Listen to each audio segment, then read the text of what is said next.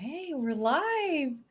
All right. Hi, everyone. It's Elizabeth Matherne Maria Batras. and we are from Stern Law. We are joining you tonight for a Facebook Live. This is our second. This Facebook Live ran a little bit behind schedule. I apologize for that.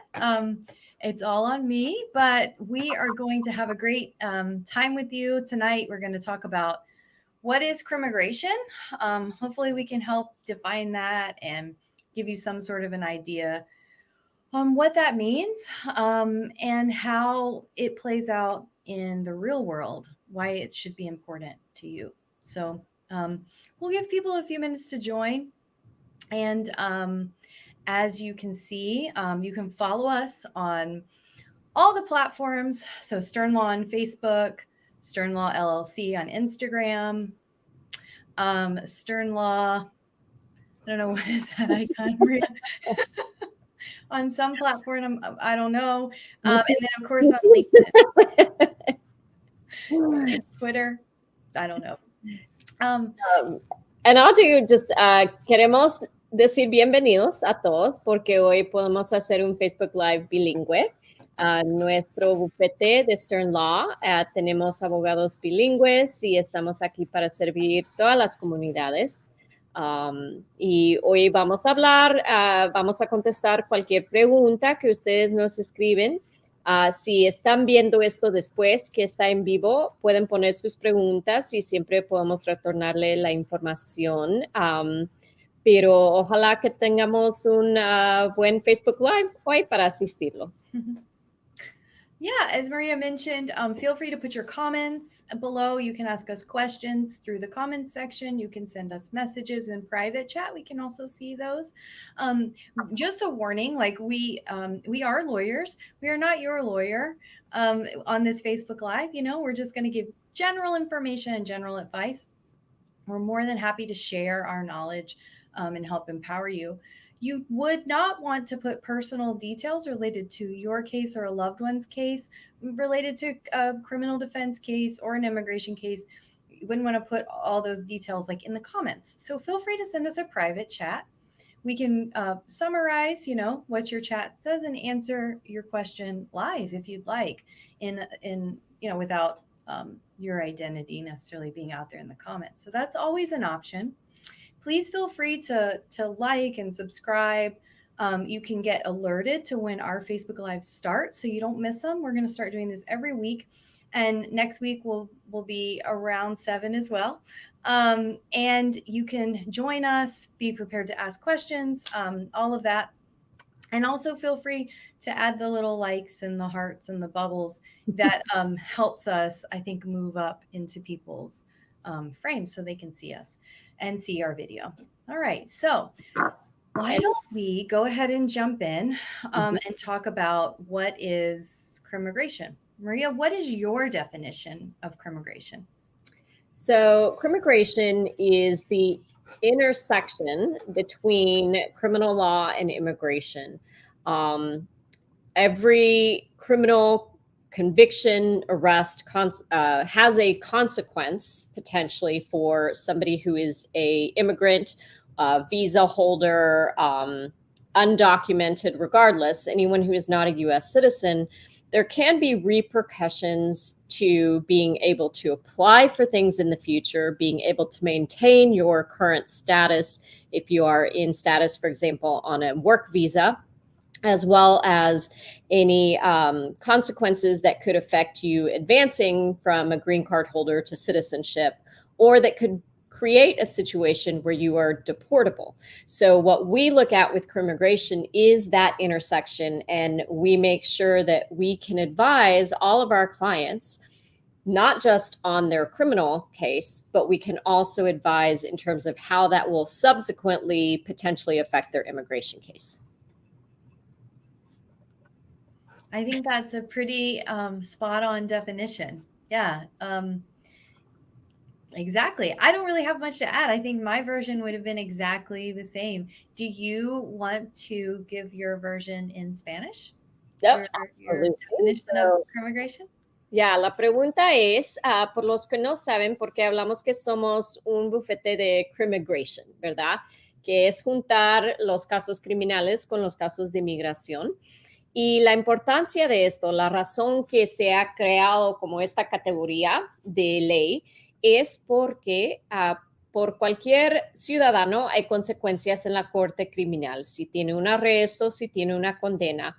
Pero cuando uno es inmigrante o visitante a los Estados Unidos, si no es ciudadano aquí, cualquier condena, cualquier arresto, cualquier cargo que haya en la corte le puede afectar sus oportunidades de mantener una visa, de sacar una visa, de avanzar su proceso hasta la ciudadanía.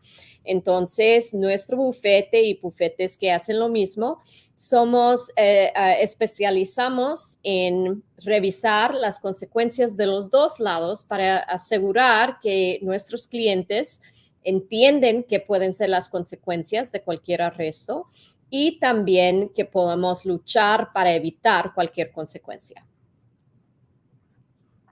Yeah. So Elizabeth, what yeah. types of cases does Stern help out with, and how do we help people in this crimmigration realm? Yeah. So I think, taking your definition of crimmigration and how the two areas of the law intersect is sort of where we have our focus, right? So there are attorneys who practice just criminal law and attorneys who practice just immigration law, and that's their focus.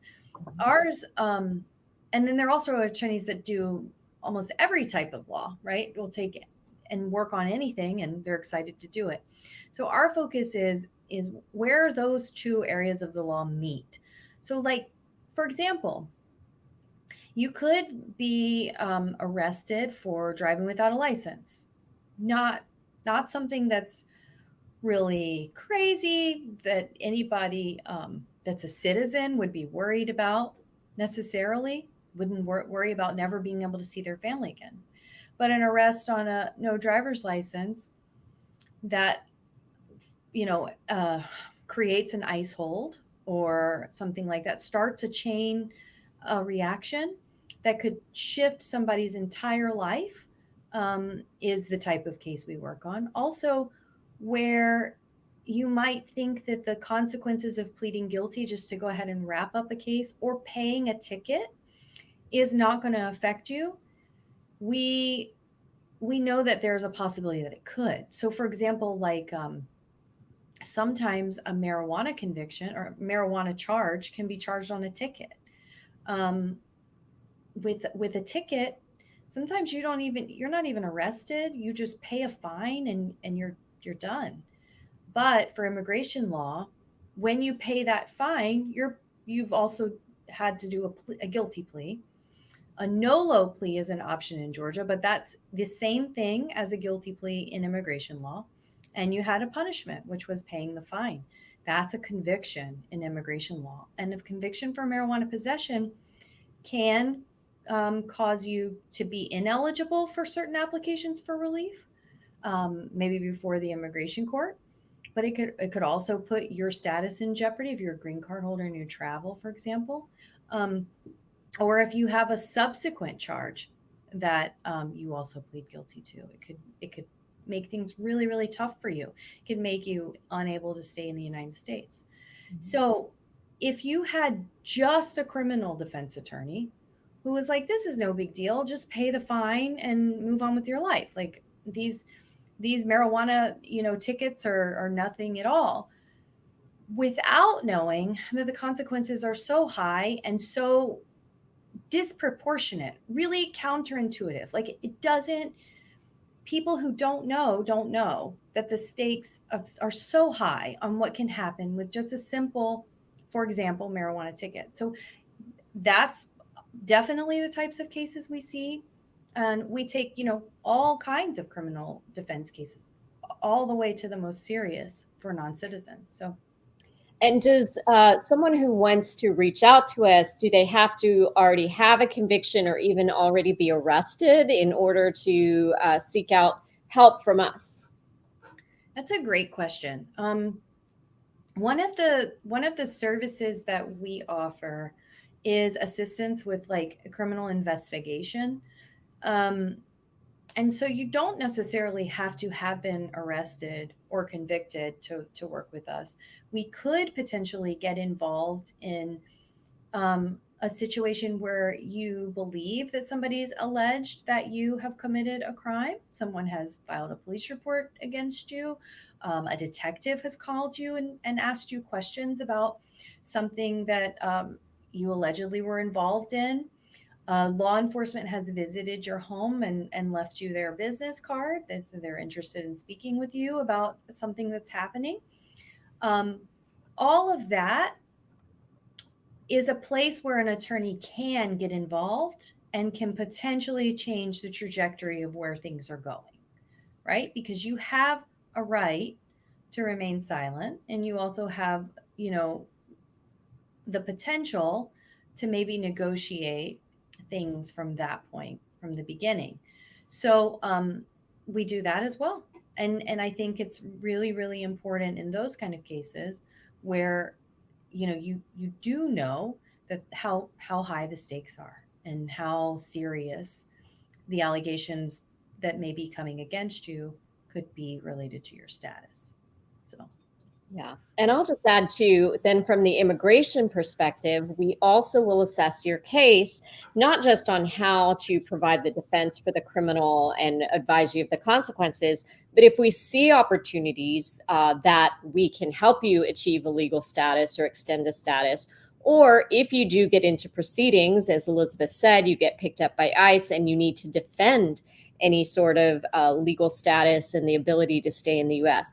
We also take on the immigration side of those cases as well. And you don't necessarily have to have had a serious charge, as Elizabeth mentioned, for us to take the immigration side of your case as well. But even if you're just concerned and you want to make sure before you invest in the time and the cost to be able to apply for your green card, apply for your citizenship, that you can have us on your side assessing everything about your case, and knowing, because we have attorneys who are experienced on both the criminal side and the immigration side, that we can make sure we look at that chain reaction, that interaction between everything, and get you the best results. yeah, I kind of think about it as being able to see the 360, like the full, you know, the full picture. And we had a case recently that I think really highlights the benefit of having like both an immigration attorney and a criminal defense attorney in one body. Because when you have one of our, we call them crimmigration attorneys, but that's what we call ourselves. You kind of two different attorneys, two different hats, two different set of like lenses, however you want to look at it, but you've got basically like two for one. We had a case where we were hired for a relatively straightforward, simple battery, family violence. Um, a family member had called the police on our client and seemed, just really straightforward. They did not have an ICE hold, but then they got an ICE hold. They were transported to immigration. Um, because we do both, we can include both in our representation, and so we're able to move very, very quickly. So as soon as that person got into immigration detention, one of our experienced paralegals was able to speak with her and learn more about her situation. She already had a removal order, and the legal team talked more about her life with her, right? Like what had happened and what she'd been through and what happened with the original charges. They were able to identify that she was eligible for an application in spite of her removal order, but she wouldn't be eligible for anything in front of the immigration judge because within removal order, if even if you leave and you come back, the removal order is still sort of there alive that they can use to just use it again and put you back out. So time is of the essence if you're moved from criminal custody into immigration custody and you have a removal order. So this particular client, they identified that she's eligible for an application, a very powerful application that allows people to self-petition for a green card, and filed what's called a stay of removal with ICE. So ICE has the power to enforce deportation orders, to remove you from the United States, but they also have the power to not. So they have the power to pause a deportation order and allow a person to stay, and to give you a work permit while they allow you to stay. A lot of power, and they, especially in the Atlanta field office, don't exercise that lightly. And our client, our legal team was able to make a very good presentation in the stay of removal about the eligibility for the application and the harm that the person had suffered. And the stay of removal was granted in less than a week, and the person was released. It was an incredible result. Obviously, that can't happen in every case, but I truly believe that because she had the same legal team, that things were able to move really, really quickly and pivot to what needed to happen at each step without having to hire a different. Can you imagine if like they hired for criminal and then she gets transferred and then the family has to search out a criminal attorney, no matter how fast you move at getting that appointment, making that retainer payment, signing the contract, all of that, there's lag time. And in that particular case, that could have meant the difference of her being actually removed again, or in this case, being allowed to stay and file an application that has a high likelihood of success. So super proud of that case. I'm also super proud of our attorney and paralegal who worked on it. And Maria, I think you helped consult with that case. You helped identify the path. And so it was just really great teamwork. I'm really, really proud, and saw how quickly it moved and how everybody pulled together and worked really hard. And that was a great example of just like the Crimmigration intersection and us moving really quickly and knowing what to do and how to do it and it being effective. So I love that story. That is awesome. That is great. So just a reminder to share your questions, even if you're watching this video after the fact, put your questions in, click to like us so that you'll get notified when we're doing these Facebook Lives. We are trying to do them every Wednesday. So we'll be here and share them with your friends. Share the video with your friends if you think it'll help them. So voy a solo cambiar a español para dar un poco de resumen, ¿verdad? De lo que hacemos aquí en Stern, ¿verdad? Si usted tiene un caso que está pendiente, por ejemplo, frente a una corte criminal, aunque haya sido un ticket, aunque piensa que sea algo menor, solamente de no licencia o un ticket de marihuana, eso aún puede tener consecuencias muy grandes por su futuro, ¿verdad? Porque ahora, y especialmente como hablamos en el último video, vamos a empezar a ver que cuando alguien ha sido arrestado, si no están aquí en un estatus legal, van a llamar a ICE y hay consecuencias de llegar a la detención de ICE, hay que pedir una fianza o empieza el proceso de deportación.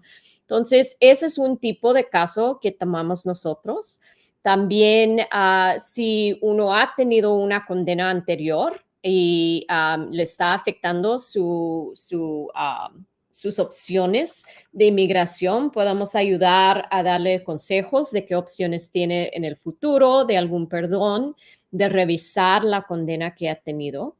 Y el otro lado también que trabajamos en efectos criminales es si uno piensa que tal vez van a llegar a ponerle algunos cargos. Si ha tenido una entrevista con un oficial que le ha dicho que se van a comunicar con usted o que quieren que usted llegue a dar unas respuestas a preguntas, es algo que aún podemos empezar a revisar su caso y asistirlos en, ojalá, tal vez cambiar la dirección en cuál vaya a llegar. Entonces, son ideas de qué podemos hacer.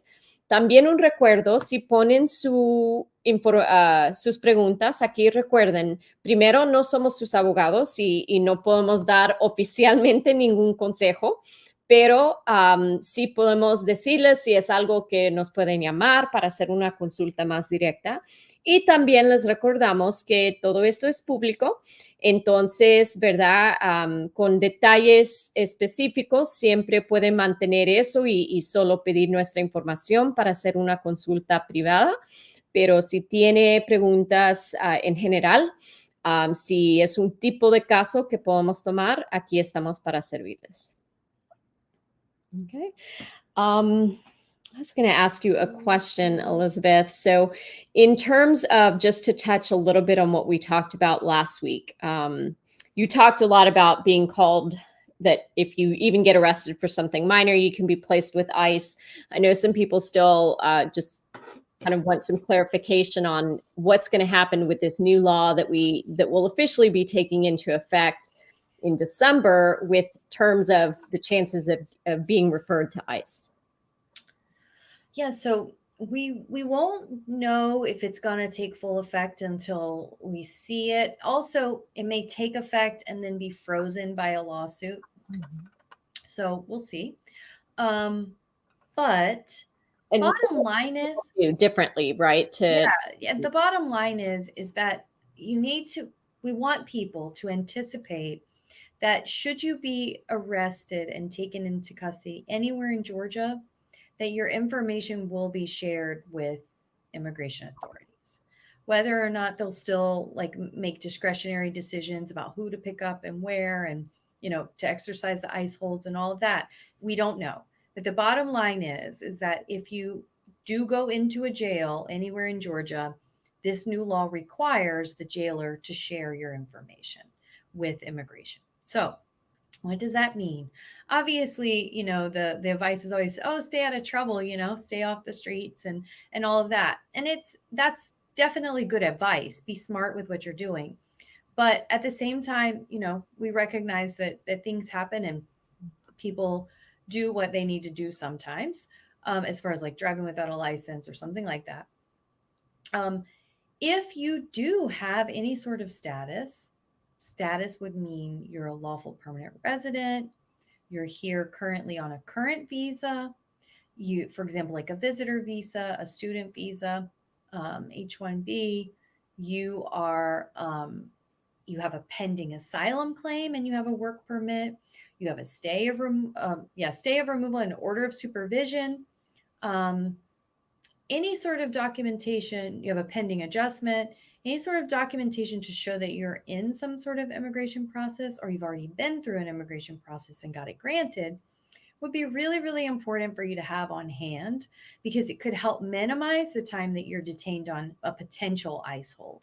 Sometimes what happens is they're going to place an ICE hold because you're not a citizen, and then they're going to wait till the paperwork shakes out later, which will take time.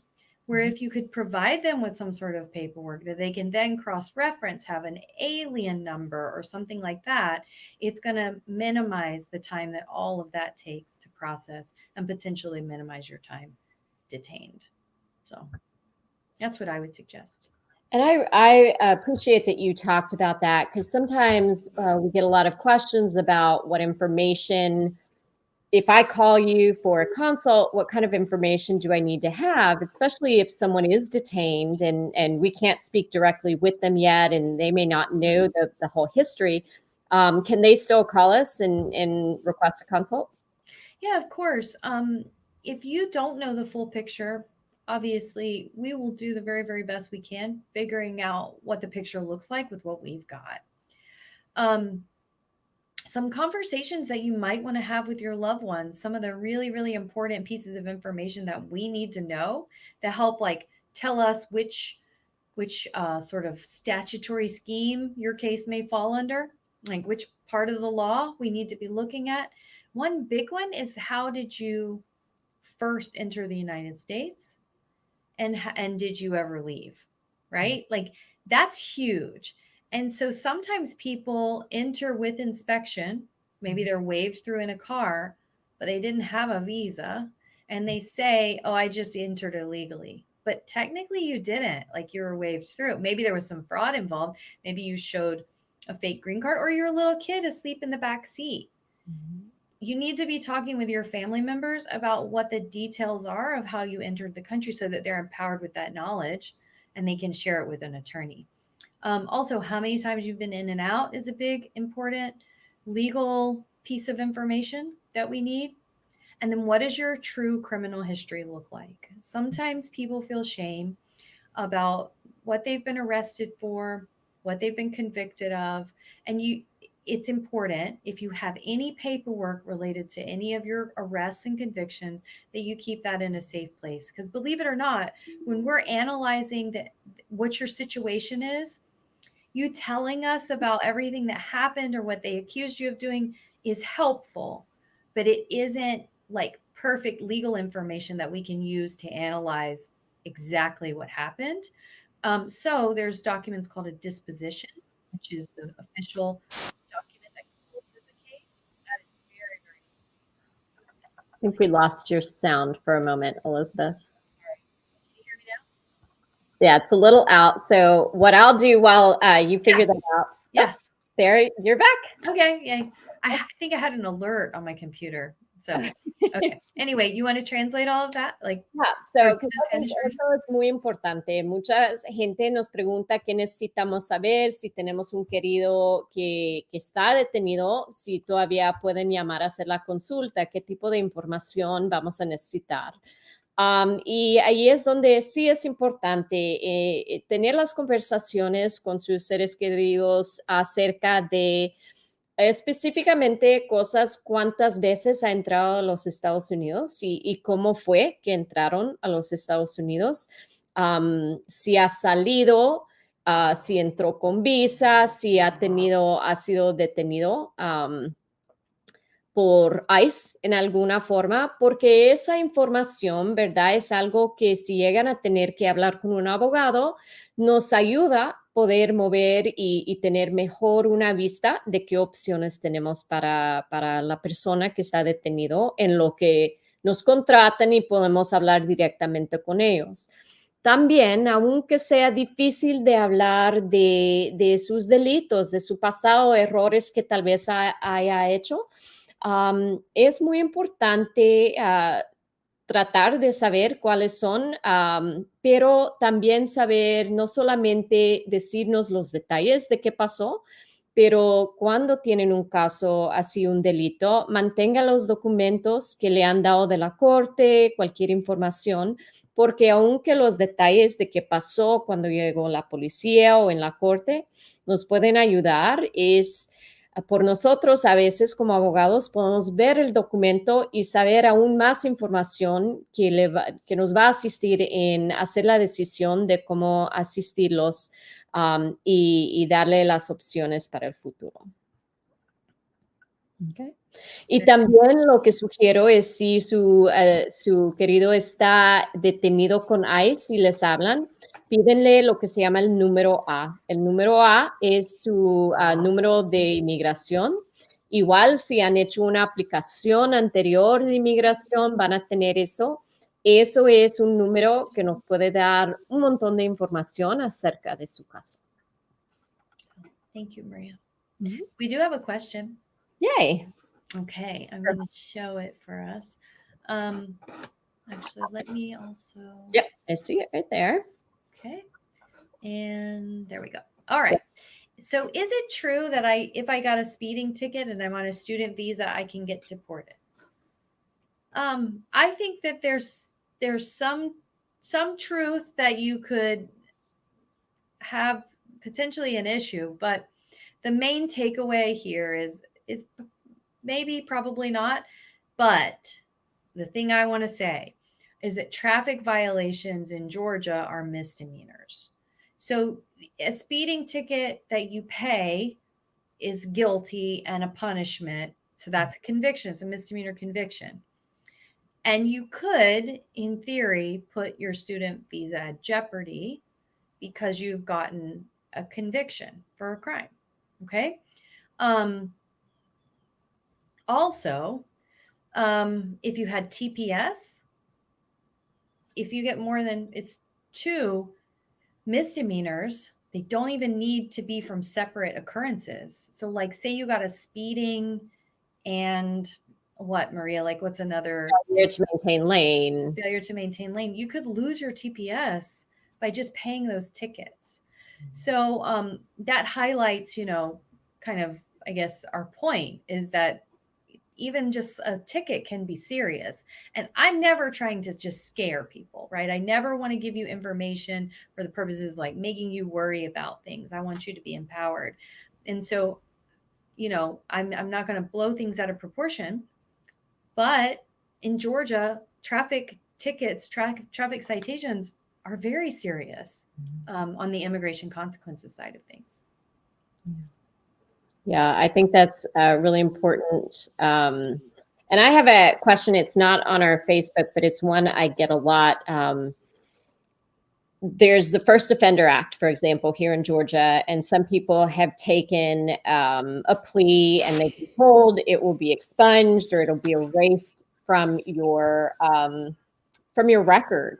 And then they're surprised to find out that maybe it comes up when they apply for something. So can you explain whether that First Offender Act or having something completely what people refer to as erased from your record is something that would affect me in my immigration status? Yeah, it's one of these things that so many people believe, regardless of their level of education or training. I mean, there are judges that believe that if something's granted under the First Offender Act, that you won't get deported. The two have nothing to do with each other. All right. So under state law and immigration law are separate sort of animals. They're separate universes in a way, right? And we see the intersection of the two. But under state law, there's many different versions of this in states across the US. We'll talk about Georgia. I'm barred in Georgia and Florida, but I'll specifically talk about Georgia right now. Okay. It's called the First Offender Act. In Georgia, you will be given a punishment, and a finding of guilt or an acceptance of guilt happens. And then you do the punishment. If you successfully complete it, then the court goes back and like kind of makes it go away, right? Like expungement, it kind of cleans your record for purposes of Georgia law. So should you be asked on a job application, have you been convicted of a felony? You could truthfully check no. All of that is how it's explained in Georgia criminal court. All of that needs to be thrown out the window when you look at immigration. And so if you don't have the clarity on how things affect you on both sides, when you're pleading to a criminal charge and you think first offender has that impact under state law and it's going to help you in immigration law, you need to talk to us because you didn't knowingly and voluntarily necessarily enter into the plea, right? Mm-hmm. But on the immigration side of things, if there's a guilty finding or admission plus a punishment, it's a conviction. It's set in stone. It's a conviction. You're convicted, right? You have the conviction. The First Offender Act is like a backwards looking, they call it ameliorative scheme, which means that it's trying to backwardsly look and clean up something. So for immigration purposes, federal law of immigration does not apply anything that's backwardly looking ameliorative like scheme to a conviction, because once it's a conviction for immigration purposes. So no matter what happens with the first offender, it's already become a conviction and it will stay a conviction under immigration law. So what we do sometimes is we're able to reopen those convictions because, like I said, you didn't know the two sides of the coin when you entered into the plea. A lot of states have schemes like this. Florida has something called like a withhold of adjudication, which is the judge withholding a finding of guilt, but you still have to enter into a plea, which is an admission of guilt. So you have an admission or the finding plus a punishment is a conviction. So I hope I didn't get too into the weeds there, but that's the nuts and the bolts of it. And I think we have another question. Yeah, I can post it. Cool. All right. So Michelle asks, how can a misdemeanor conviction affect a future citizenship application? So I can help with this one. So generally, as Elizabeth said, right, for example, in Georgia, even traffic offenses can be misdemeanor convictions. So when applying for citizenship, first and foremost, you are going to have to disclose any and all arrests, convictions, results, and also even that probation was completed. They ask for quite a bit of information about any criminal history.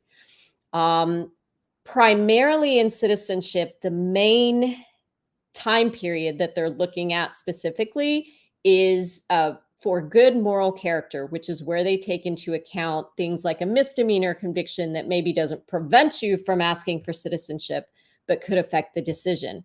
And they are going to look specifically in the last 5 years. However, they will look at your entire history.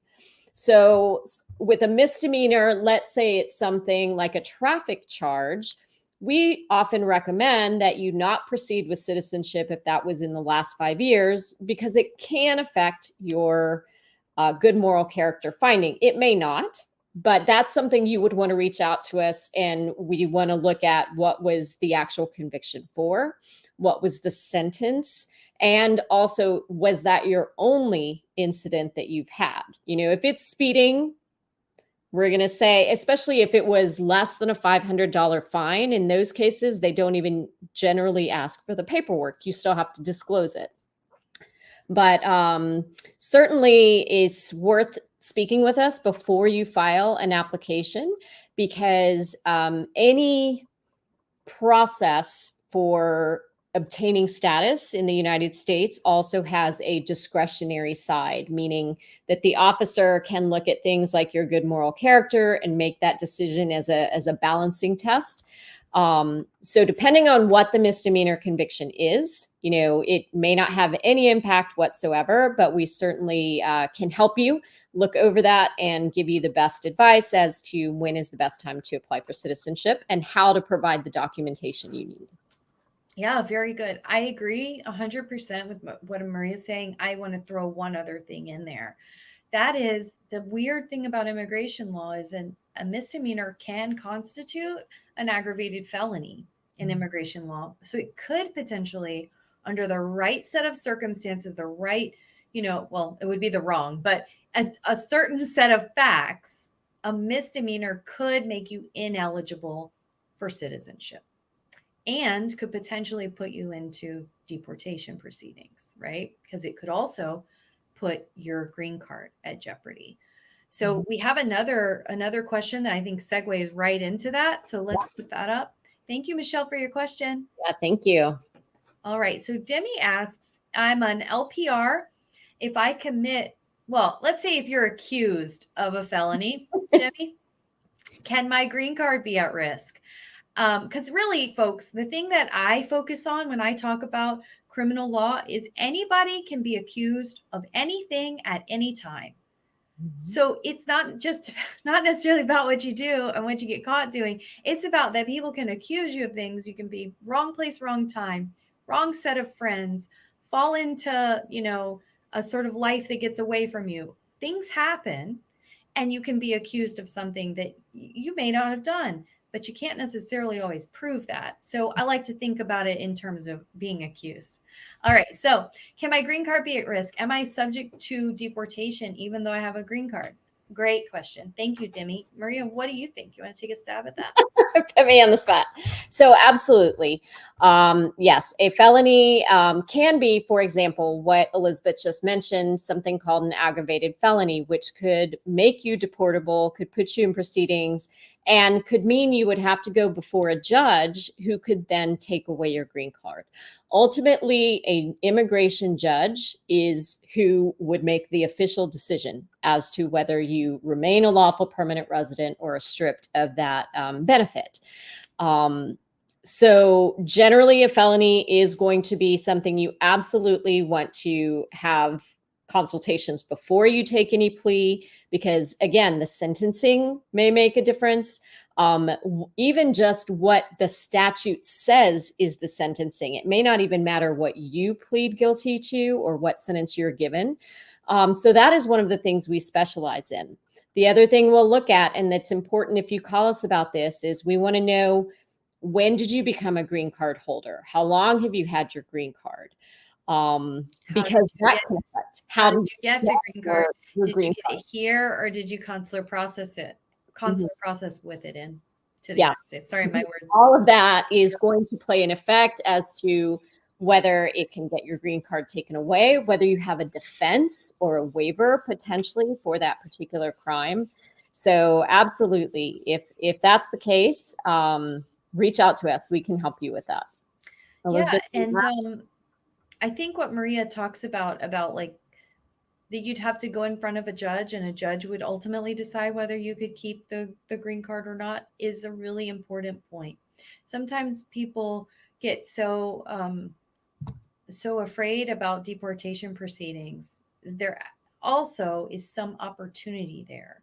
There's an opportunity there for the judge to hear your story if you're eligible for an application, to hear your story and to say this person deserves to have their green card back, right? That's a powerful thing. And so it's a powerful thing. And if you have sort of the right help walking you through these challenging moments, like you can you can capitalize on that opportunity. The other thing that I wanted to say is if you are convicted of a felony, and your green card could be at risk. Another red flag that this question kind of made me think about is also traveling.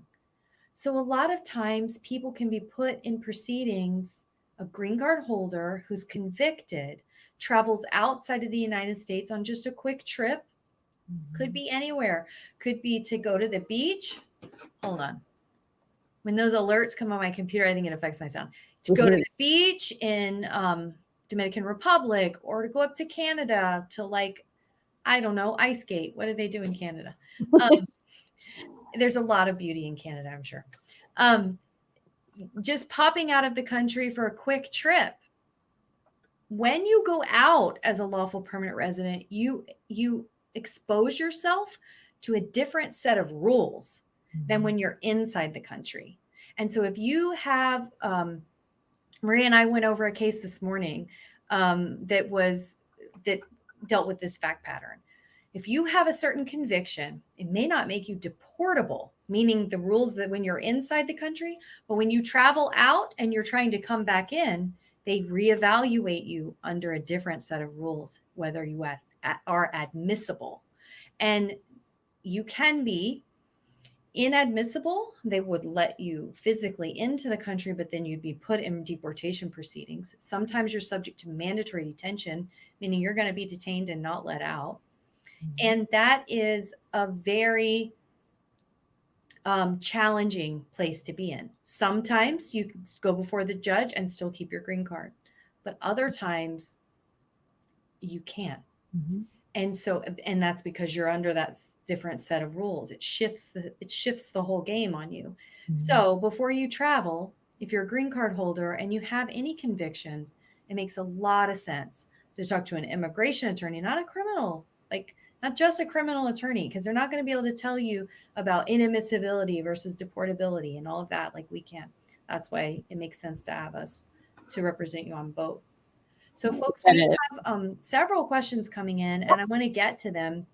And so thank you so much for everybody that's asking questions and doing the little hearts and the likes and all of that, because it really does help us out. So please keep them coming. And just a reminder, when we do these Facebook Lives, you're more than welcome to private message us if you want to ask us something with a little bit more detail. And then also, if we don't get to all the questions today, we'll take time to answer them, okay? Either through private message or in the chat. So let's keep going. All right. So Miguel has a question. He's asking, can I work if I have a pending criminal case? What do you think, Maria? So that would depend on whether you have, I guess the better question would be, can you lawfully work with a pending criminal case, right? Which I think is where you're going. If you have a work authorization or you're on a work visa, for example, while you have a pending case, yes, you can keep working. You do need to abide by any rules if you are out on bond, et cetera, in terms of your criminal case. But yes, you should be able to continue working. What I would say is, if you do not have a work authorization, call us. We may be able to look at your case and determine maybe there is a path towards some sort of lawful status that would allow that. Or if you are placed in removal proceedings, there are some applications which, while you are waiting for those to come before the judge, can provide you with work authorization as well. and in some cases like a driver's license, etc. So give us a call, maybe with more details about your specific case, and we can talk about that more. Yeah, I think that's really good advice. Thank you, Maria. And thank you, Miguel, for your question. Keep it coming. All right, Natalia. Let's see. Maria, do you want to take this in Spanish? I'll take it. Okay, so, and then, ¿qué debo hacer primero si soy inmigrante y me acusan de un delito que no cometí? Gracias, Natalia. Es una pregunta muy buena y es algo que le podemos asistir. Si está acusada, pero tal vez aún no ha estado arrestada todavía, siempre nos puede llamar con cualquier información que tenga. Si ha sido, si le han dado, por ejemplo, una cita para regresar a dar respuestas a preguntas. Si está esperando su primera audiencia, ya le mandaron los cargos y tiene una audiencia, en cualquier momento usted nos puede llamar porque a ese punto empezamos en inmediato a revisar los cargos, a empezar a investigar el caso y cómo podemos ayudar con su defensa de cualquier delito de cual están acusando. Y también podemos ya empezar a ver qué opciones tenemos por si lamentablemente llega a que la ponen en la cárcel y la mandan a detención de ICE. También ya podemos estar preparados para de una vez asistirle en todo el proceso. Okay. Very good. Thank you, Natalia, for your question. Yeah, gracias. All right, Elizabeth, what's our next question? Got another one. Kevin says, I already have a criminal attorney. Can you still help me with my immigration status? That's a great question. Yeah, we'd be happy to. One of the best things that can happen is we're able to collaborate with another attorney on a case. We love our colleagues and we love working together. If your criminal defense attorney wants to get us to help consult with them on what the immigration consequences of a potential plea deal are or something like that, in conjunction with representing you on an immigration case, we can totally handle that. That's like definitely something that's in our focus area. So the two need to be taken into account, whether you've got two different people doing it, but there needs to be communication. If you're filing for an immigration application and you've got some sort of pending criminal charges, it just needs to be talking, and we're happy to help. Yeah. And that's a great question. I had a case today that was similar. We come across clients who maybe don't live in the greater Atlanta area, or they already have had an attorney that they've trusted with prior criminal issues, but they now understand there may be consequences to immigration status. So, you do have a choice of attorneys, and we understand that sometimes even that distance, or maybe you've been accused with a crime in another state, but you still want to know how it will affect your immigration consequence. We see that a lot. So, Kevin, we'd love to hear from you if we can help you out. Yeah, for sure. Thank you, Kevin. Thank you so much for your question. All right. Mauricio has a question. If I agree to a plea that I think might affect my status, am I able to amend it? That's a great question. You want to take a stab at it? Yeah, this is definitely a good question, and something that Elizabeth mentioned a little bit earlier. If you are unaware of the consequences, or you took a plea in the past before you realized that it might affect your status, that is one of the things that we also have as our specialties, is looking into what can sometimes be referred to as post-conviction relief. If there was some sort of constitutional error, some sort of error where you weren't properly advised in the way that you have a right to be advised as to what the consequences will be in taking a plea, that is something we assess initially in a consult by asking you some questions about, did you go to trial? Did you take a plea? Did you consult an immigration attorney? And were you advised correctly about that? If we find that there's a possibility that it could be amended, then we start a next process, which is going to be essentially to reopen that case, and so that you can proceed with it with the proper advisals. Elizabeth, you want to add a little bit to that? I think one of the important takeaways is with trying to go back and sort of fix a plea that number one, is not a safe immigration plea, and number two, you had some sort of bad advice or incomplete advice or wrong advice. In order for it to be whatever you do to try to fix it, in order for it to be accepted by immigration, it has to be based on a constitutional defect. So you can't just go in there and say, hey, criminal judge, like, I don't like everything that's happened to me since I took this plea. That's not going to like be enough. Even if the judge grants it, it's not going to be enough for it to be effective to fix the immigration consequence. So it has to have a constitutional defect, and it has to go back in time. So, which is a kind of legal fiction, like a kind of like we're playing in our imagination. But it's really, really important how that motion and in resulting disposition on trying to clean up a bad plea, how it's done. So I think Maria, addressed it, and yeah, you can potentially amend it. Very, very important that if you do go down that route and try to, fix a plea, that it's done by somebody who understands how to make it stick with immigration, right? Because you don't want to just try to amend it and then you're still in the same place you were because it doesn't meet the requirements of the immigration law to consider it truly fixed. Yeah. Which is kind of what we see with the first offender stuff. People think, oh, I got it expunged, and they think it's fixed. And it's like the exact opposite. It's not fixed at all.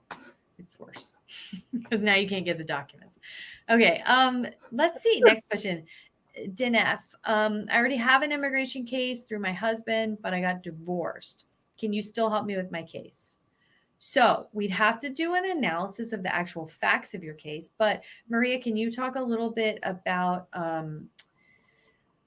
how maybe in general a scenario similar to this? The answer could be yes, right? Under certain facts, right? Absolutely. So, when you generally, if you already have an immigration going through a spouse, that is seen as, especially if you have an attorney, as you're being represented as a couple together, right? So, certainly, if there is a divorce, and even whether you've had a previous attorney or not, but you're no longer going through that process with your husband, let's say for an adjustment of status for a green card, then absolutely, that's where you would call us and have a consult with me, for example, where we would talk about where you were in the stage, and what your other options are, your entries, all the eligibility. We also will then assess. There are sometimes additional ways where you can do what is called a self-petition. So, for example, we would ask questions about what the marriage was like. What was the reason for divorce? Did you already receive a green card, or were you in process of getting a green card? Because that also can be two different processes where if there has been any sort of struggle, particularly if there's been abuse in a marriage, and you're able to work with us to help be able to provide the information about that, then those are things we can potentially advise you of. We also can see if there are other options that maybe aren't even related to your relationship. Perhaps you have a child who's over 21 who can apply for you. Perhaps you were a victim of a crime, of a violent crime, and may be eligible for a U visa or a trafficking visa for being trafficked at work. So those are all questions that we're going to ask you when you do your initial intake with us. And then when you sit down for a consult with me, our goal is not just to focus on, what you come in here asking about. Is we're going to try and offer you all the opportunities and assess any opportunities so that you can make a really well-informed choice about how to proceed. Yeah, I love how you put that, Maria. For sure, you may not know all the options to even know what to ask for, and that's part of our job, to dig and understand really what's going on with you. And there's a few things just with that question that I would mention. The other thing that it made me think of is a 751. Like if you've gotten a 2-year green card, but then you got divorced, sometimes people get really, really scared because you're supposed to file a removal of conditions after the 2 years. And sometimes people get divorced in that period of time or thereafter, and they get really, really scared about filing that removal of conditions. But there are several grounds under which you can file the removal of conditions. So you can do it, like Maria mentioned, about an abusive relationship, or you can self file the 751 based on hardship. So, if you're in this situation, it's really beneficial to speak with an immigration attorney who has like the full understanding of the different options that you have and can kind of help you understand the different choices. The other thing that it made me think about is sometimes there's a time bar. And so for whenever I hear divorce, I think about the AVAWA petition, which is an I-360. You can't file that after being divorced more than 2 years. So time is of the essence. If if you're in this situation, have been divorced, it's important to move as quickly as possible. If you're going through the divorce, even better. Before the divorce is final, understand your options. All right, so let's see. We've got a few more questions. One question, which I think will round out kind of how we started this nicely. Yeah. And well, Jules, we'll do the substantive one, but Jules, this is a quick question that you're asking. Do we work with immigrants, non-citizens from other states? Absolutely, we do. We work with people all over the country and all over the world who are consular processing back to the United States or to the United States. We only represent criminal defense clients in state court in Georgia. Okay, because that's where our office is, and all of our attorneys have bar cards in Georgia. So the answer is pretty much yes. All right, so let's jump into our last big question, and we will wrap up for the night. Okay, feel free, remember to like and share. Give us the little thumbs up and the little hearts, whatever you want to give us, and please feel free to share and tell people about our Facebook Lives. We're going to be doing them every week for you. And also, if you have any suggestions on topics, we would love to hear from you. What do you want to hear about? What sort of things are on your mind? What sort of questions do you want answered? Feel free to message us in chat and give us ideas. We're happy to take those questions and run with them. All right, so Michelle asks, and by the way, thank you, Jules, for asking your question. And we really appreciate the great questions that are rolling in tonight.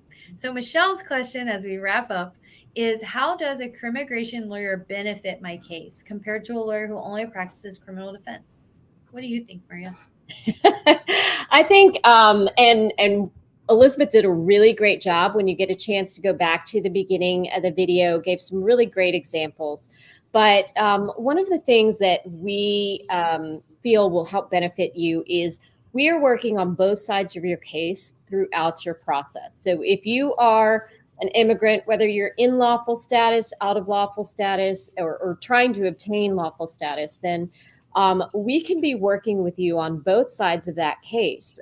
In some cases, that may speed things along. Elizabeth earlier gave the example that you can have an attorney who just works on the criminal and who just works on the immigration. But if any point in time you might be transferred to ICE, then there could be a potential lag time where you find that new immigration attorney to help with the next step.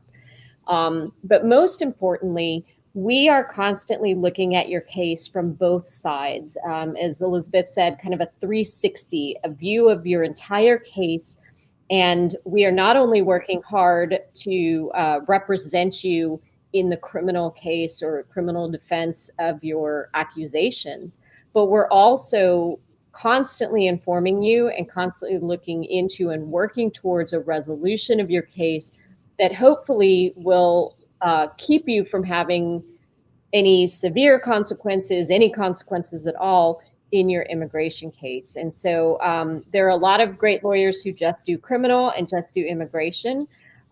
We happen to have in our firm people who have extensive experience on both sides. So we wear kind of two hats the whole time that we're looking at your case, and are going to be providing that extra special sort of connection with just one lawyer essentially doing the work that could potentially be of two.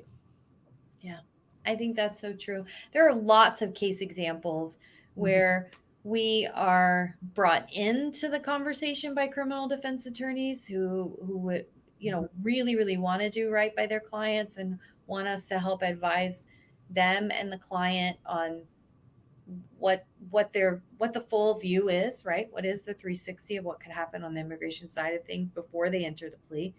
And then we also work on a lot of cases where nobody asks, and then we're in the position of having that conviction. Okay, what do we do now? So, and then of course there's a lot in between, right? A lot of cases where that we were retained on, and it really did make a difference because we were able to sort of maybe know where we needed to go and back into the right result on the criminal case, right? I had a case in Gwinnett where I was able to provide the assistant district attorney a copy of an immigration board of appeals case that was directly on point to why I was asking him to change the charge. So he threw out all the charges and drafted a new, threw out like all the felonies and drafted a new misdemeanor accusation. And we were able to work together to select the language from the statute to put on the charging document in order to protect my client from adverse consequences of what would have been on that plea. So we're able to kind of back into what we need it to be. And we just have tons of examples of that. And that's where we love to be, what we love to do. We love our work. So I think we need to wrap up. We've been on here for a full hour. It's been really, really fun. We've enjoyed, Maria and I always have fun wherever we go. We enjoy each other's company. So we could do this alone, but we enjoyed your company. We enjoyed your questions, your likes, your follows, all of that, your shares. So thank you so much from the bottom of our hearts for jumping in, asking questions, and being a part of this. We look forward to seeing you next week at 7 p.m. Maria, what else do you want to say before we go? Uh-oh. Are you muted? Yep. Okay. Solo quería añadir que estamos aquí también, vamos a hacer los Facebook Lives a veces en inglés, a veces en español, pero también las preguntas pueden ser en cualquiera de los dos lenguajes y estamos aquí para servirles. Estamos muy agradecidos que nos han dado estas preguntas para ayudar y pedimos que sigan haciendo sus preguntas. Si quieren hacer preguntas con más detalles, nos pueden llamar o nos pueden mandar un mensaje privado con un poco más de detalles para que podamos responderles de cómo les podemos ayudar. Y también si tienen ideas de qué quieren que sea el tema de diferentes Facebook Lives para que podamos informarles acerca de cosas nuevas. Gracias por compartir nuestra página, por estar aquí viéndonos y mandándonos preguntas y dándonos su soporte. Y estamos muy agradecidos por su tiempo. Good night. Okay. All right, everybody. Have a great night. See you next week. Bye. Bye. Bye.